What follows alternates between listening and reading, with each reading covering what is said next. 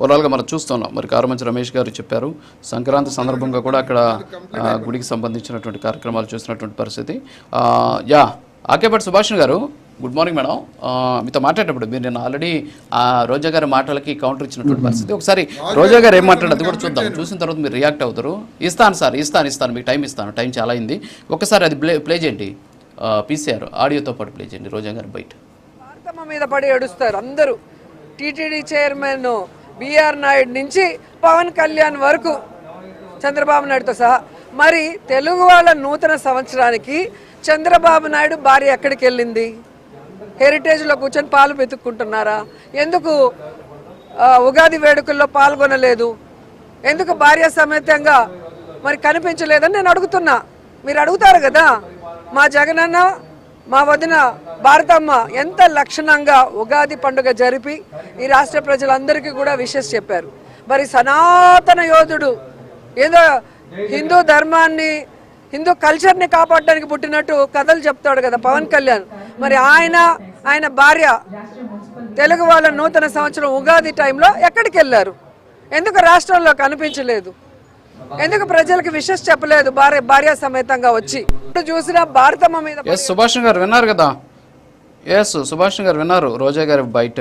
So ఏమంటారు ఓవరాల్గా?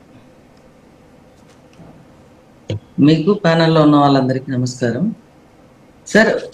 సనాతన సాంప్రదాయాల్లో భాగంగా ఎక్కడే కానీ భార్యతో యజ్ఞాలు యాగాలు చేయాలని ఉంది, కానీ ఏదైనా పూజలో పాల్గొనేటప్పుడు కంపల్సరీగా, అంటే అది చాలా పవిత్రంగా భావిస్తారు కాబట్టి భార్యాభర్త సమేతంగా చేయాలని. ఉగాది ఉత్సవాలలో కూడా భార్య పాల్గొనాలి అని ఎక్కడ రాసి పెట్టలేదు, ఎక్కడ లేదు కూడా. సరే వీళ్ళు అంటున్నారు, తప్పేం లేదు, ఒక మంచి మాట చెప్తే తీసుకోవడంలో తప్పు లేదు. మరి 5 ఏళ్లుగా, గత 5 సంవత్సరాలుగా వాళ్ళ పాలన ఉన్నప్పుడు ఈ భారతి గారు ఎందుకు ఒక్కసారి కూడా, ఆయన తిరుమలకి ఎన్నిసార్లు వస్తే తిరుమలకు భార్య సమేతంగా వచ్చి ఒక్క సేవ కూడా ఆవిడ పాల్గొనలేదు? ఎందుకని నేను అడుగుతున్నా.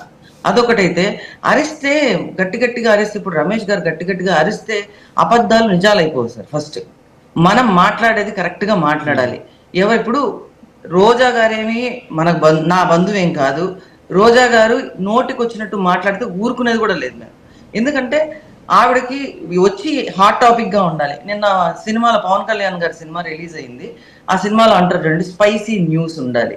ఆ స్పైసీ న్యూస్ కోసం ఈవిడ ఎంత దిగజారిపోతుందో అంటే, నేను కనిపించాలి, జనాలు నన్ను మర్చిపోతున్నారు. జగన్ కళ్ళల్లో ఆనందం చూడడం కోసం ఈ రోజు ఆవిడ మాట్లాడిన నిన్న చాలా చండాలమైన మాటలు. అంటే బిఆర్ నాయుడు గారు ఎక్కడ పోయారు, వాళ్ళ పెళ్ళాం ఏది, వీళ్ళ భార్య ఏది, వీళ్ళ భార్య. మీకు భార్యలతో ఏం పని? అంటే పూజలు చేసుకుంటే, ఉగాది పండగలు చేసుకుంటే సరే, పోనీ నేను పాటిస్తే నువ్వు మాట్లాడాలి. నేనే పాటించకుండా నేను నిన్ను మాట్లాడమని ఏ విధంగా మాట్లాడతాను? మరి రోజా ఎందుకండి? ఇది రోజా పేజ్ సార్, రోజా పేజ్. ఈ రోజా చూడండి, ఆవిడ ఎందుకు, వాళ్ళ కొడుకు ఉన్నాడు, భర్త ఏమైపోయాడు సార్, వాళ్ళ భర్త ఏమైపోయాడు అంటే, ఇక్కడ మీరు మాట్లాడుతున్నారు కాబట్టి మేము కూడా ఇవి మాట్లాడాల్సి వస్తుంది. ఎంత అన్యాయంగా మాట్లాడుతుంది బిఆర్ నాయుడు గారి మీద, చంద్రబాబు నాయుడు గారి మీద. ఎప్పుడు ఇలాంటి అటు తిరిగి మళ్ళీ ఇక్కడికే వస్తుంది. మాట్లాడాల్సిన అవసరం ఏముంది, ఆవశ్యకత ఏముంది? వీళ్లకు సమస్యలు లేవు సార్. గత 2 సంవత్సరాలుగా ప్రభుత్వం చక్కగా పాలిస్తున్నారు, సమస్యలు లేకుండా ఉన్నాయి. కాబట్టి సమస్య లేకపోతే వ్యక్తిగతంగా వాళ్ళని దూషిస్తే నేను బయటకు వస్తాను అనేది తప్ప, ఇప్పుడు అధికారంలో ఉన్నప్పుడు జగన్మోహన్ రెడ్డికి అధికారంలో ఉన్నప్పుడు ఏ రోజన్నా వాళ్ళ తండ్రి ఫోటో పెట్టాడా? భార్యను పక్కన పెట్టుకొని పూజలు చేయిస్తాడా? పోనీ తల్లి చెల్లి గురించి ఏ రోజన్నా ఆలోచించాడా? ఈ రోజు భార్యను పక్కన పెట్టుకొని ఉగాది పండుగ కూర్చున్నంత మాత్రాన ఏమైపోతుంది సార్? గతంలో ఆయన 1 సంవత్సరము ఉగాది వేడుకలు అని చెప్పి ఎంత డబ్బు నాశనం చేశాడు. చెవిరెడ్డి స్వయానా వెళ్ళి, టీటీడీ డైరెక్టర్ గా ఉన్నాడు, ఆయన వెళ్ళి స్వయంగా సెట్లు వేసి మరి అక్కడ టీటీడీ దేవస్థానం సంబంధించిన డబ్బులన్నీ నాశనం చేసి ఈ రోజు వాళ్ళు చేసిన అవన్నీ మనం చూసే ఉన్నాం. ఇప్పుడు వీళ్ళు మాట్లాడితే దయ్యాలు వేదాలు వల్లిస్తున్నట్టు లేదా సార్?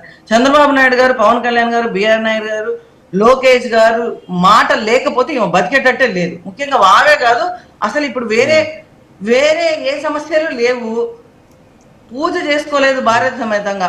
మరి ఇందాక మీరు కూడా చూపించారు మన ప్రైమ్ 9 లో సార్, వాళ్ళ పవన్ కళ్యాణ్ గారు వాళ్ళ మిస్సెస్ మన సాంప్రదాయాలు తెలియకపోయినా తెలుసుకొని ఈరోజు కొండకొచ్చి తలనీలాలు అర్పించి ఆమె డిక్లరేషన్ ఫామ్ మీద సంతకం పెట్టి భారతి గారు చేయగలరా సార్ ఇది?